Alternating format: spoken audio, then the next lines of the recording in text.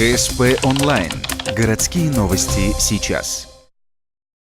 Что такое армия? Ответ на этот вопрос дал нам ухтинец Иван Афонин. Год назад его и 3 его товарищей мы провожали с местного военкомата на срочную службу. Тогда вчерашние подростки лишь примерно представляли, что их ждет. Сегодня Иван, первый вернувшийся из той четверки, с уверенностью говорит: год был насыщен эмоциями и событиями. Нереально круто, прыгал с парашютом, получается, 11 раз прыгнул. Проходил 7 учений. Одно из них даже было международное стратегическое учение, за что получил медаль. Вот. Потом, получается, проходил учение с такими подразделениями, с контрактниками. То есть договаривались, мы через моих офицеров, я договаривался. Проходил там с десантно-штурмовым батальоном, с разведывательным батальоном морской пехоты. То есть было очень круто.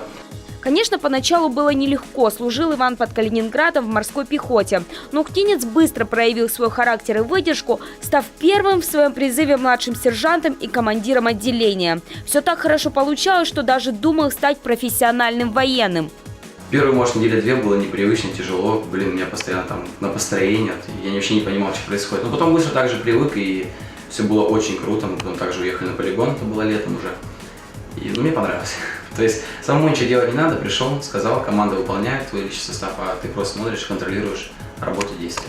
Правда, за кадром Иван констатирует, отказался от профессии военного по нескольким причинам. Во-первых, в армии традиционно унижают младших по званию, причем на всех уровнях. Такое отношение не в характере нашего героя. Во-вторых, бесконечные проблемы с обмундированием. По приезду в часть им выдали старую, потрепанную. Получается, стать военным, играть по этим же правилам. Иван на это оказался не согласен. Правда, о годе, проведенном в части, он все равно не жалеет. Молодой человек определился с будущим, понял, кто настоящий друг, научился добиваться своего и даже покорил небо. Теперь, сидя в удобном кресле в гражданской одежде, говорит: «Я прошел реальную школу жизни».